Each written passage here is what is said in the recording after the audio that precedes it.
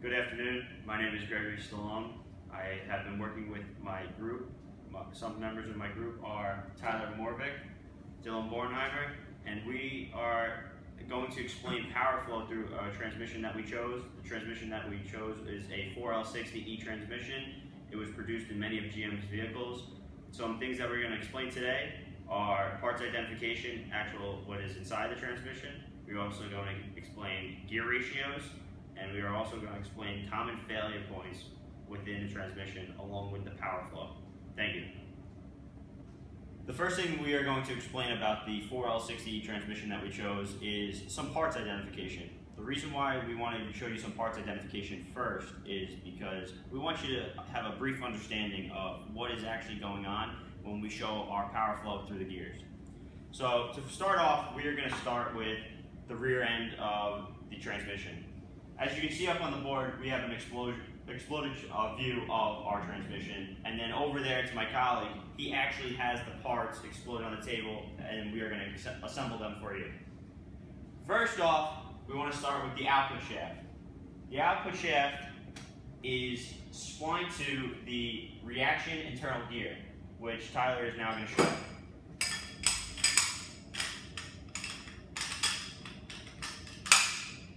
The reason for the reaction internal gear is for the parking pole. That is what its primary use is for.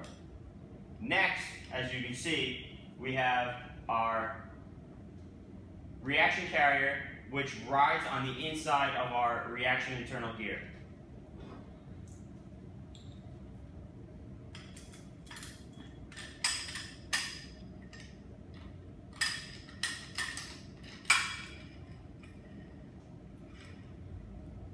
Next up, once that is installed, you're going to have your low and reverse clutch plate assemblies. These ride on the outside of the reaction carrier assembly, which is splined into the case of the transmission. Tyler is going to briefly show you exactly how that will go on.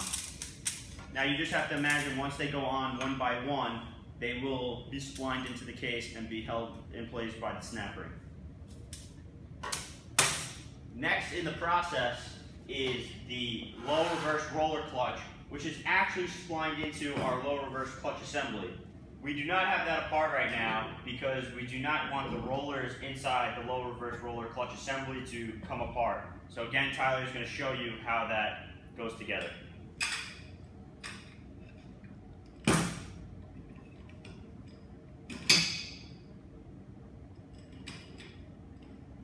After that is splined, the next thing that we are going to assemble is we are going to put the reaction sun gear and spline that onto the shaft.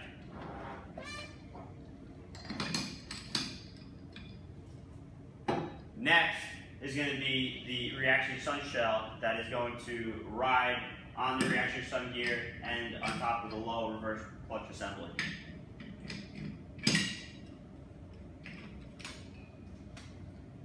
As you can see, we are going to move up over here. The next thing that needs to be splined is the reaction carrier shaft.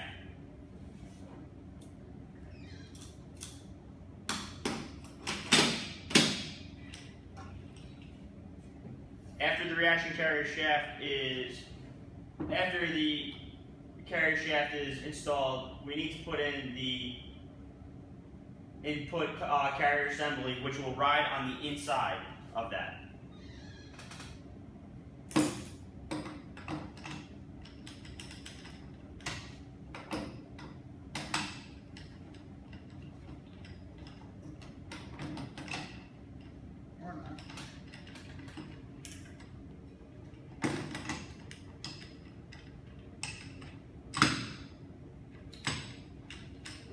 The last part that Tyler is going to spline onto the output shaft is going to be the forward sprag assembly, which also has the input sun gear on there.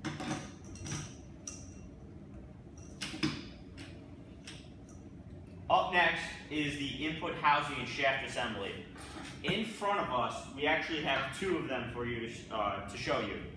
As Tyler's holding up, the one in his right hand is one that is already assembled. The one in the left hand over here is actually completely disassembled. First, we have our overrunning clutches, which will be splined into the housing. Next would be your forward clutch pack that would also be splined into the housing. And last would be your 3/4 clutch pack that will also get splined into the housing. They will all be held with snap rings, which will keep them in place. Up next in the process of parts identification is our reverse input clutch housing. As Tyler has in his hand, we have two of them to show you. In his right hand, he has the reverse clutches that are also splined into the housing, and he will show you how it actually goes on the back of the other housing. And over here, which wraps around the drum, is our 2/4 clutch pin. That is all for now on our parts identification, and we will be showing you more about the 4L60E transmission.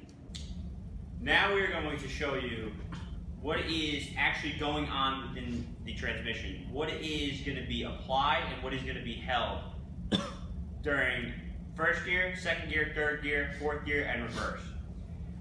To show you how that's going to work is we're going to show you with an application chart that we have on our 4L60E transmission. As you can see on this application chart, over here on the left hand side it says shift solenoid valves. We're going to ignore those for now. Later on in the presentation we are going to show you how those work through the electronic portion of the transmission. But to start off, we are going to start with reverse. In reverse, the reverse input clutch will be applied and the low reverse clutch will be applied. Tyler is going to be holding those up for you right now to show you what they are. This is a reverse clutch pack inside a reverse drum. And this is the low reverse clutch pack on here. Now, we are going to show you first, second, third, and fourth gear. We're going to show you it as you shift your vehicle into drive, not if you put it in manual low, manual second. So we're going to leave those for now. So in first gear, the forward clutch will be applied while the forward sprag clutch assembly will be held, and also the low roller clutch will also be held. Again, Tyler is going to show you what those parts are. This is our forward clutch pack. This is our forward sprag clutch assembly. The reason for a sprag clutch assembly is in here because during engine acceleration we want full power going through the transmission, but going downhill and engines at idle speed, you want the engine just to be slow and the transmission to have full momentum going down.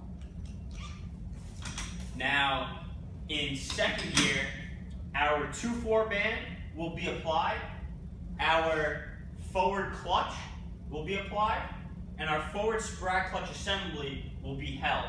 Again, Tyler is going to show you those parts. 2/4 band around the rear drum, which stops the sun shell, and then we got our forward clutch pack again. In third gear, over here, our forward clutch is going to be applied, our forward sprag is going to be held, and our 3/4 clutch is going to be applied. Now the 3/4 clutch pack for clutch assembly. Here's our forward sprag again, and here's our rear sprag. Now in fourth gear, which is overdrive, our 2/4 band will be applied again, our forward clutch will be applied, and our 3/4 clutch will be applied.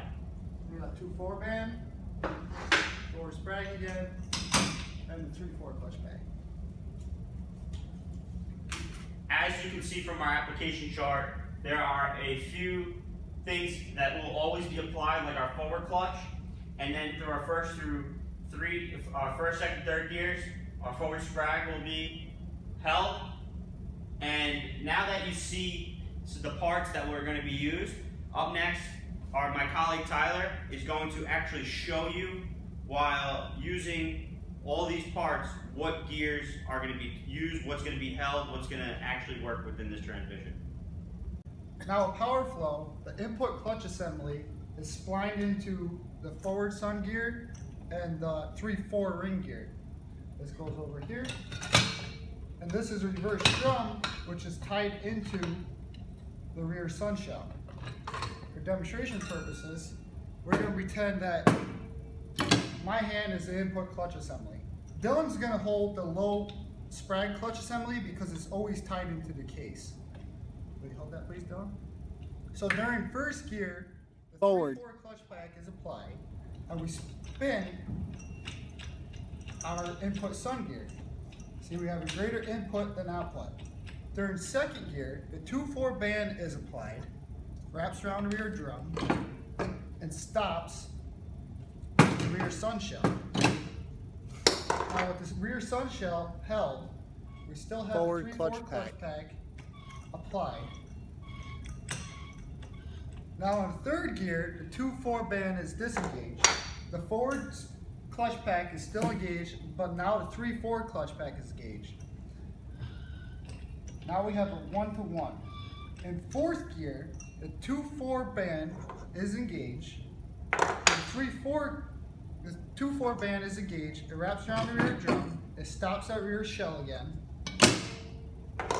And the 3/4 clutch pack is engaged.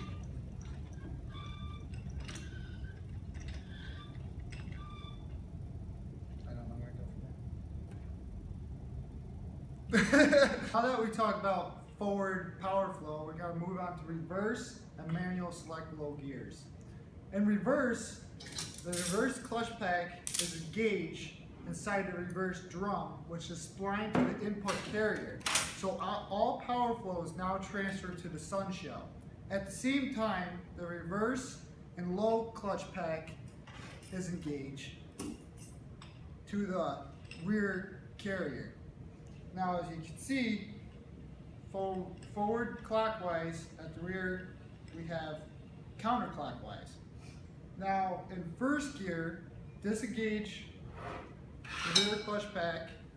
We leave the low reverse clutch pack together, and now we engage the forward clutch pack and the overrun clutch pack. This splines the forward clutch pack and the sun together, so there's the overrunning clutch inside is now 1-to-1 to the transmission and the engine. So now this provides stronger first gear and engine braking. Now we're going to move on to gear ratios in our forward gears and reverse. Now with gear ratio, we're going to start off with reverse. First we have to line up our input to our output.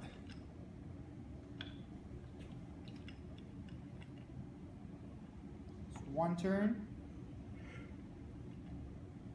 2 turn, and about 2 1/4 to 1 gear ratio. Now with first gear, to line up our forward input gear and output.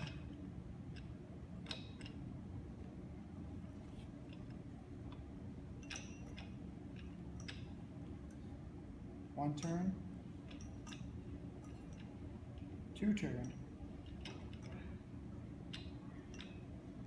3 turn,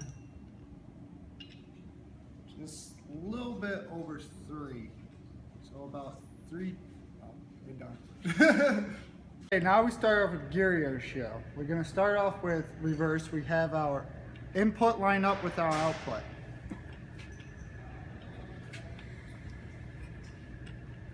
One turn, 2 turn, just about 2 1/4. So it's a 2 1/4 to 1 gear ratio. Now we're gonna go with first gear.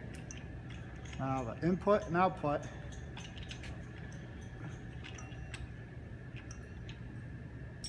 One turn, 2 turn,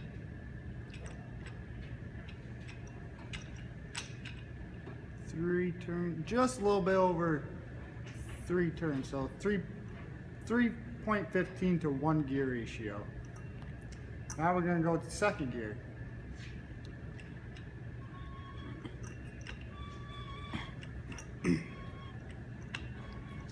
One turn,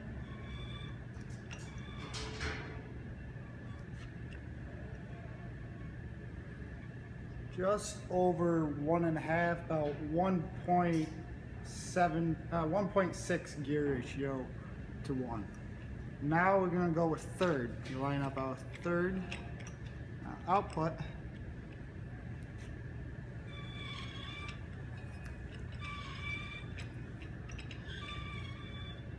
Write that on. Third is 1-to-1 gear ratio. Now fourth.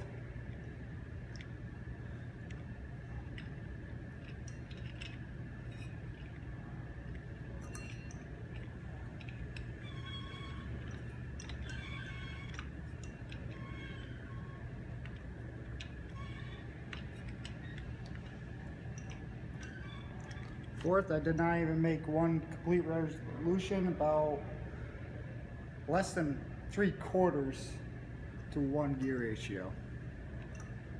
Some issues these transmissions can have is the lower roller clutch assembly can break and not work, or come disconnected from the case.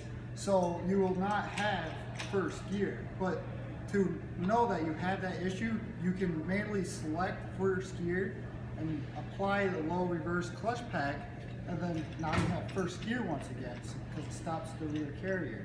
Another issue is this sun shell breaking from the rear sun gear. This will snap when there's too much torque to power flow. So I'm going to leave out to show the issue.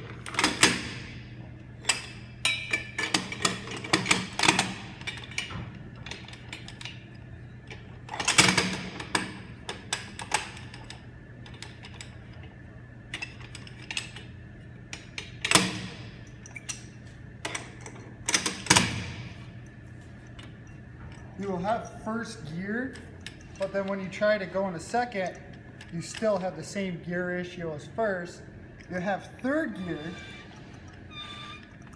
but then when you try going fourth, you still have the same gear ratio as third gear. There's no 2 or fourth. And also when you try to go in reverse, you have no reverse.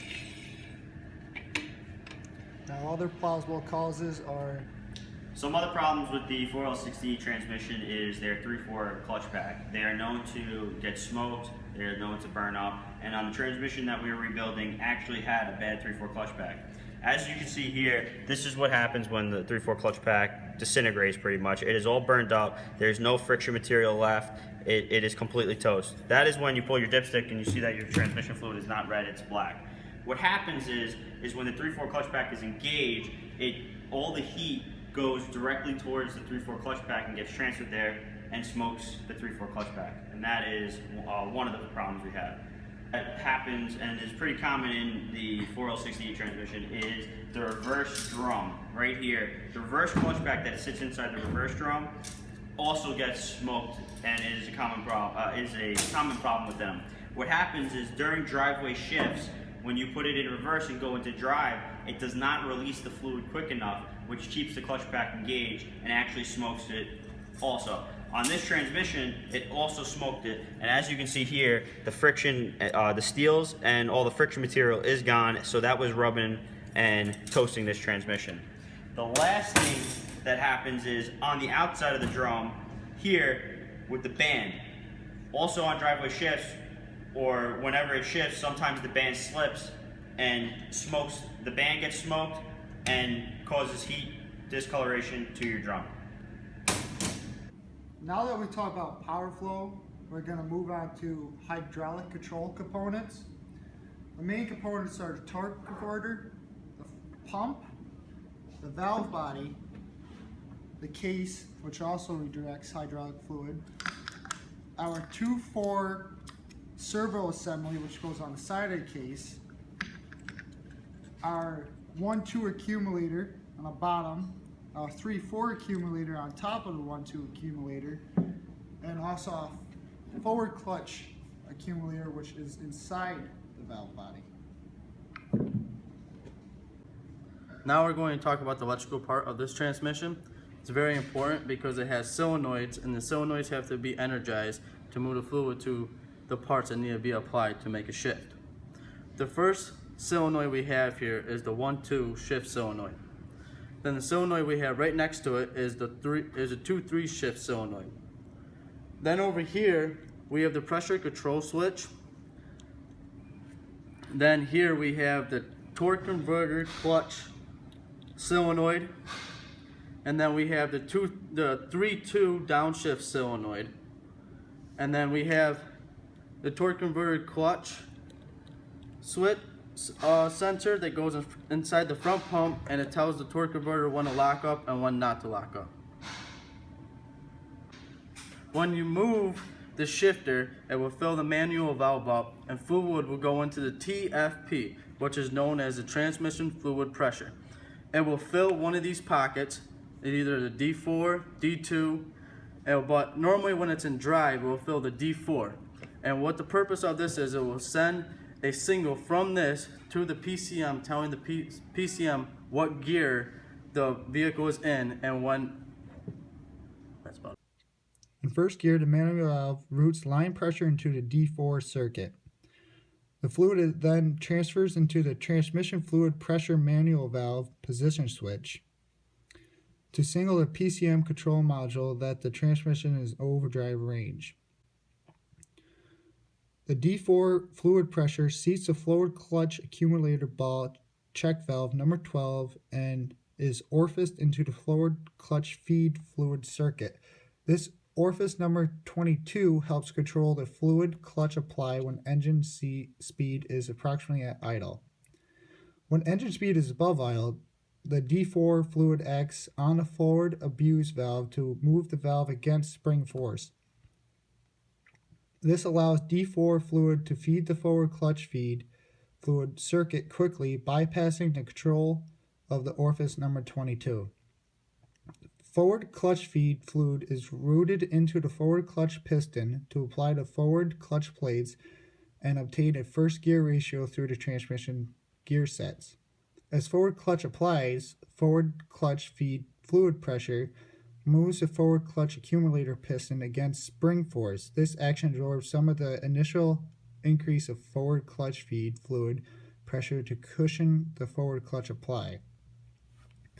D4 fluid is also directed into the accumulator valve, where it is regulated into accumulator fluid pressure in response to torque single fluid pressure, orifice accumulator fluid pressure, and accumulator valve spring force.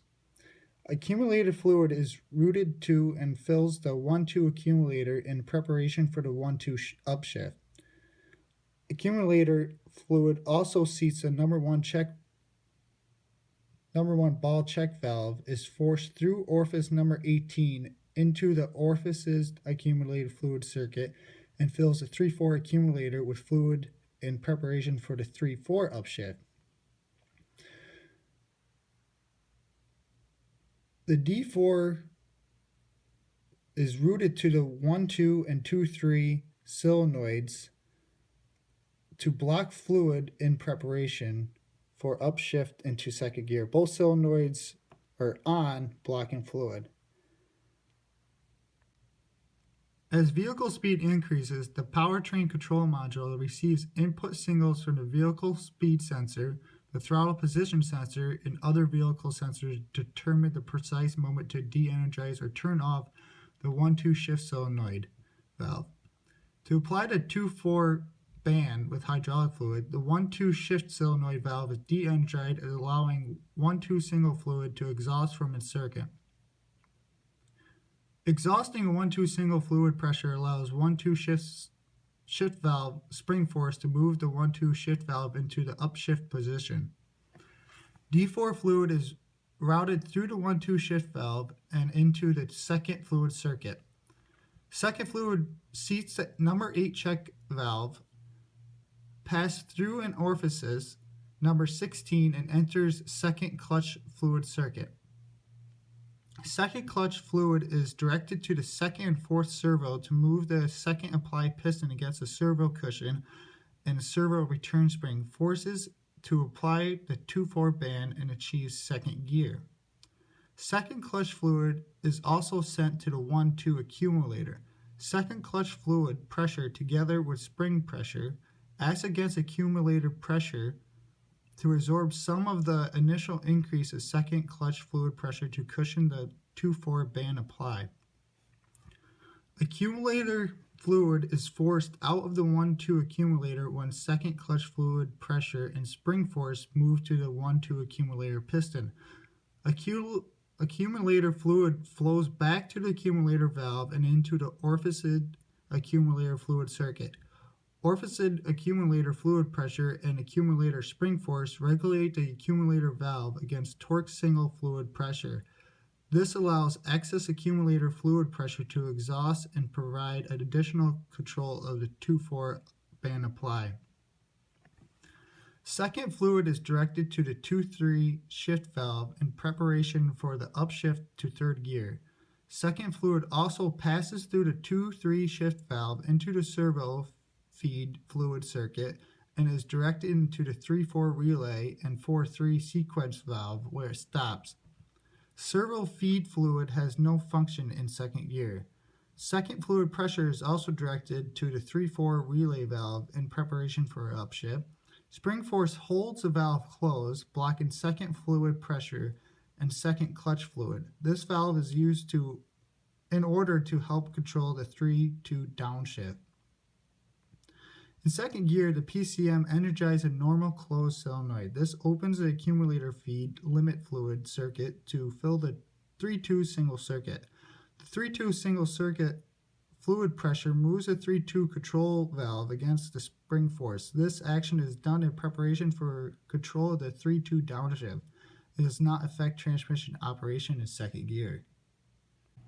As the same as second gear into third gear, as vehicle speed increases, the powertrain control module receives input signals from the vehicle speed sensor, throttle position sensor, and other vehicle sensors to determine the precise moment to de-energize or turn off the 2-3 shift solenoid valve. To release the 2-4 band, the 2-3 shift solenoid valve is de-energized, allowing 2-3 single fluid to exhaust from its circuit. Exhausting a 2-3 single fluid circuit allows automatic transmission fluid pressure to move the 2-3 shift valve to the 2-3 shuttle valve into the upshift position.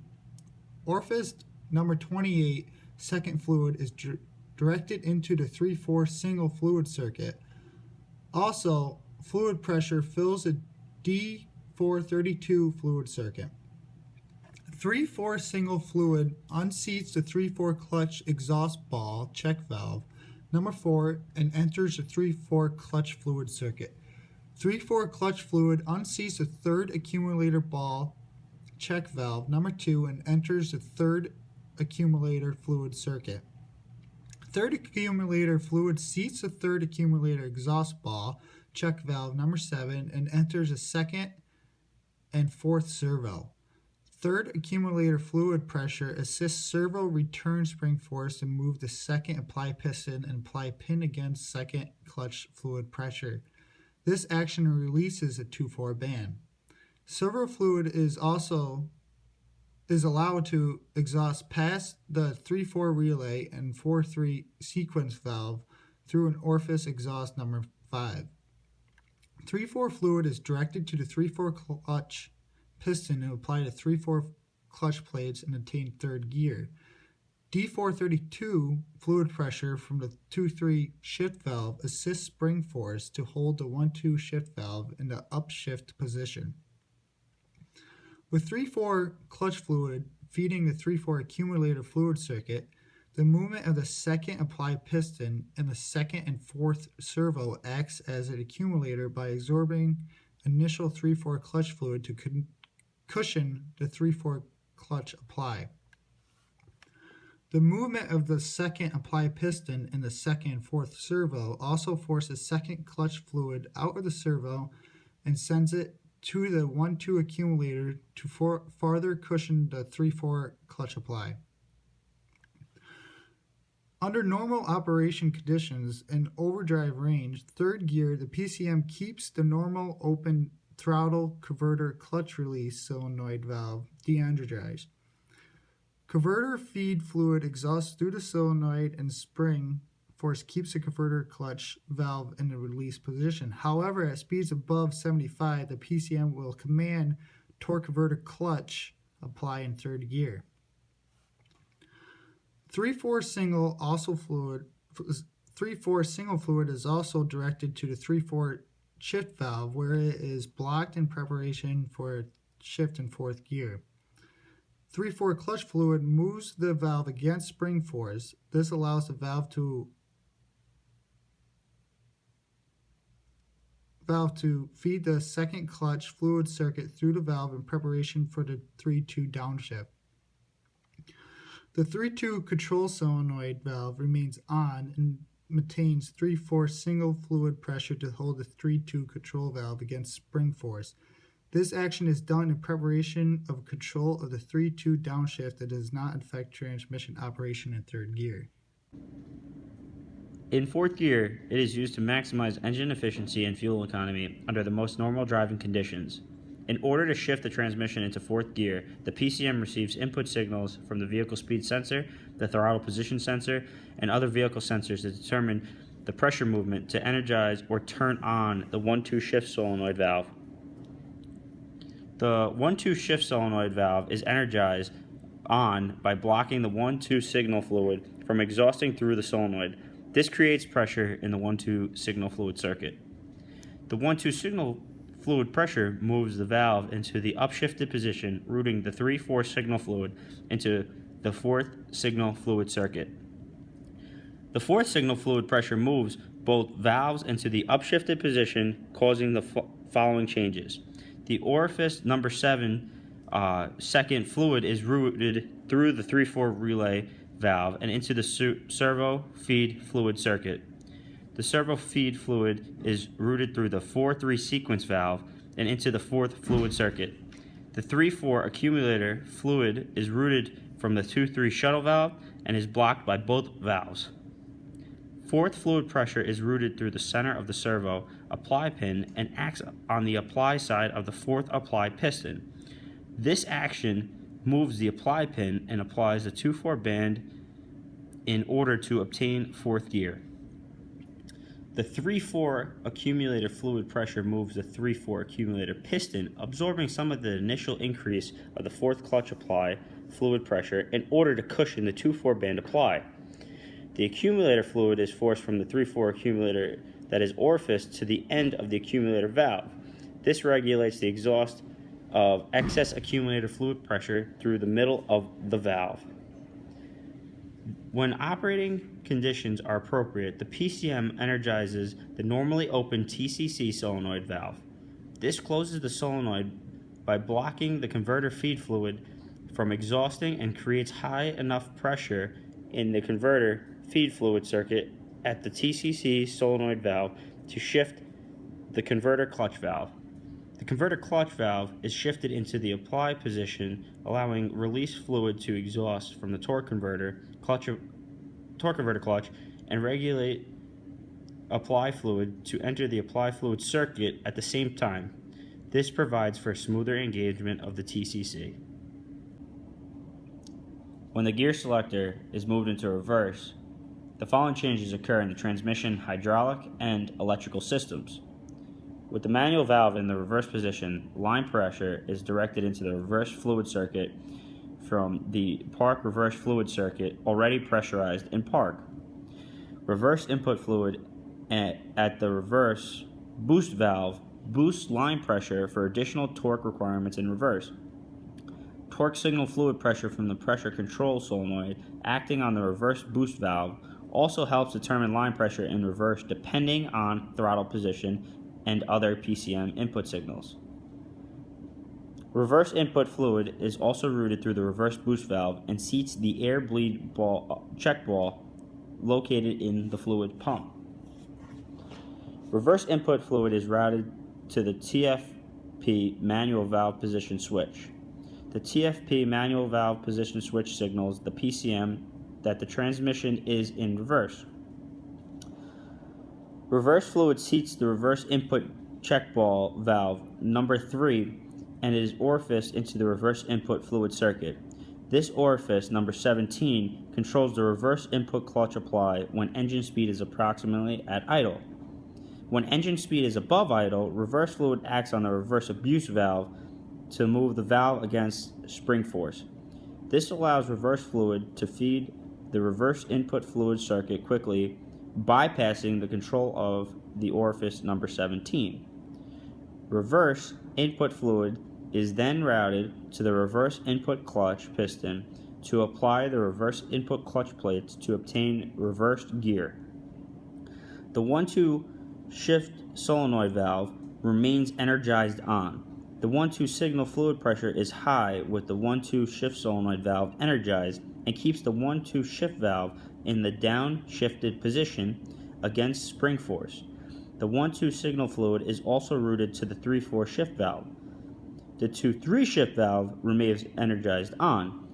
The 2-3 signal fluid is high with the 2-3 shift solenoid valve energized and keeps a 2-3 shift valve and 2-3 shuttle valve in the down-shifted position.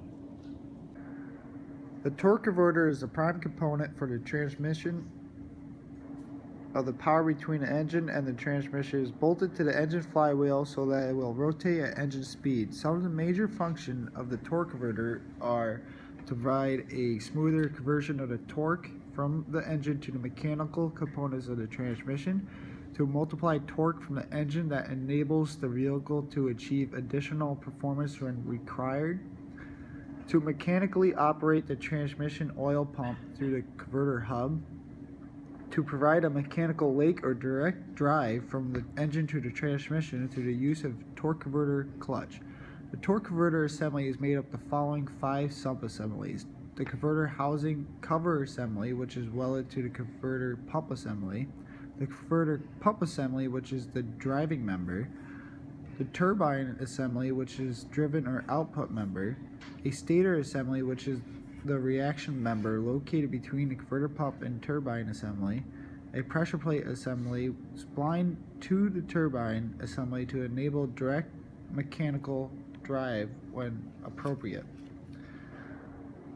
When the engine is running, the converter pump assembly acts as a centrifugal pump by picking up fluid and its center and discharging it at its rims between the blades. The force of this fluid then hits the turbine blades and causes the turbine to rotate. As the engine and converter pump increase in RPM, so does the turbine. The stator assembly is located between the pump assembly and turbine assembly and is mounted on a one-way roller clutch. This one-way roller clutch allows the stator to rotate in one direction and prevents or holds the stator from rotating in the other direction. The function of the stator is to redirect fluid returning from the turbine in order to assist the engine in turning the converter pump assembly. At lower vehicle speeds, the greater torque is needed. Fluid from the turbine hits the front side of the stator blades. At this time, the one-way roller clutch prevents the stator from rotating in the same direction as the fluid flow, thereby redirecting fluid to assist the engine in turning the converter pump. In this mode, fluid leaving the converter pump has more force to turn the turbine assembly and multiply engine torque. As vehicle speed increases and less torque is required, centrifugal force acts on the fluid, changing the direction of the fluid leaving the turbine such that it hits the backside of the stator blades. When this occurs, the roller clutch overruns and allows the stator to rotate freely. Fluid is no longer being redirected to the converter pump and engine torque is not being multiplied. When a torque converter clutch is released, fluid is fed into the torque converter by the pump into the release fluid passage. The release fluid passage is located between the stator shaft and the turbine shaft. Fluid travels between the shaft and enters the release side of the pressure plate at the end of the turbine shaft. The pressure plate is forced away from the converter cover and allows the torque converter turbine to rotate at speeds other than engine speed. The release fluid then flows between the friction element and the pressure plate and the converter cover to enter the apply side of the torque converter. The fluid then exits the torque converter through the apply passage, which is located between the torque converter clutch hub and the stator shaft, and enters the pump. To apply the torque converter, the PCM determines that the vehicle speed at the proper speed for the torque converter clutch to apply, it sends a signal to the TCC PWM solenoid valve, then regulates line fluid from the pump into the regulator apply passage. The regulated apply fluid then feeds the apply fluid passage and applies the torque converter. The apply passage is located between the turbine shaft and the stator shaft. Fluid flows between shafts, then passes into the torque converter on the apply side of the pressure plate assembly. Release fluid is then routed into the torque converter between the turbine shaft and the stator shaft. Apply fluid pressure forces the pressure plates against the torque converter cover to provide a mechanical link between the engine and the turbine.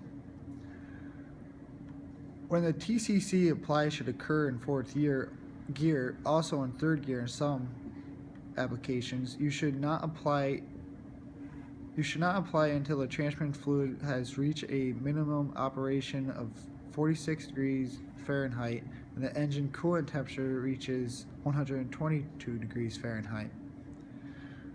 The torque converter clutch apply can not apply because electrical connection, wiring harness or solenoid damage, converter clutch valve stuck or assembly backwards, pump to case gasket, orifice cup plug restriction or damage, solenoid O-ring seal cut or damage, turbine shaft O-seal cut or damage, turbine shaft retainer and ball assembly restriction or damage, controller valve body single valve stuck, solenoid screen blockage, TCC solenoid valve internal damage, engine speed sensor internal damage. The oil pump assembly contains a variable displacement vane type pump located in the oil pump body. The oil pump rotor is key to the torque converter pump hub. Therefore, when the engine is running, the converter pump hub drives the rotor at engine speed. As the oil pump rotor and the oil pump vanes rotate, the area between the vanes increase and fluid volume is positively displaced, thereby creating a vacuum at the pump intake port. The vacuum force allows atmospheric pressure acting on the fluid in the bottom of the pan to prime the pump and pressurize the hydraulic system.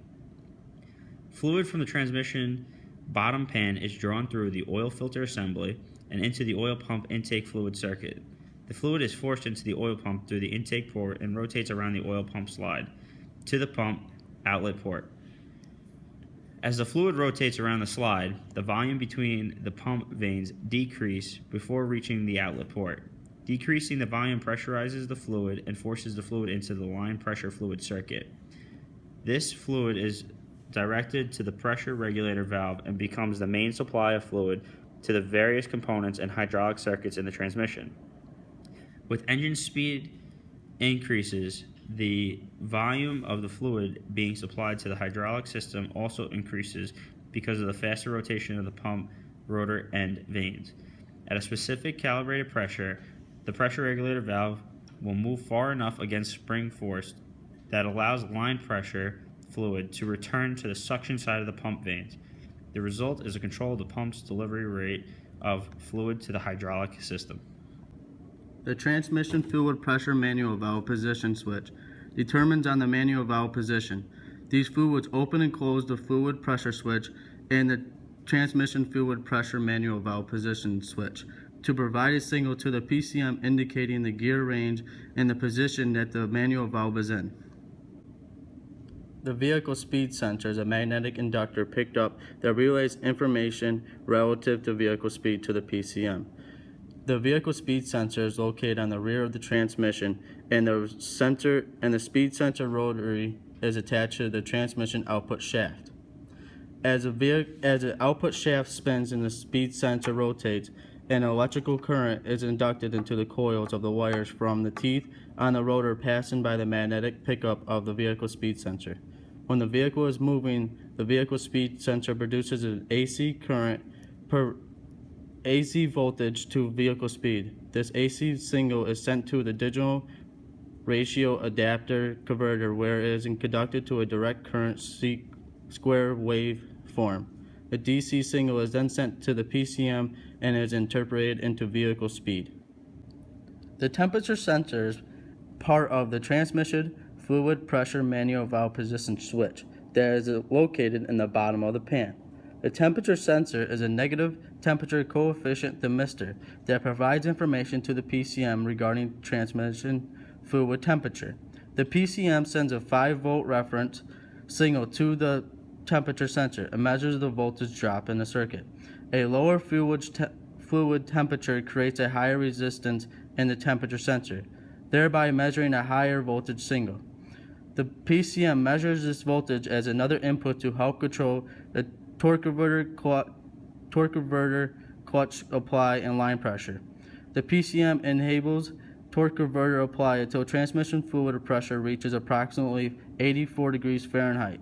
Also, when the fluid temperature exceeds 275 degrees Fahrenheit, the PCM commands a torque converter apply at all times in fourth gear as opposed to have a scheduled applied. A torque converter clutch solenoid is normally open, on and off solenoid that the PCM controls to apply and release the torque converter clutch. Under normal or operation conditions, the torque converter clutch only applies in fourth gear when in overdrive range, or third gear in the manual third gear range. However, at high speeds under heavy throttle conditions, the PCM will command the torque converter clutch apply in third gear when in overdrive range. Also, when transmission fluid temperature is above approximately 275 degrees, the torque converter clutch is applied all the time in fourth gear to help reduce transmission fluid temperature.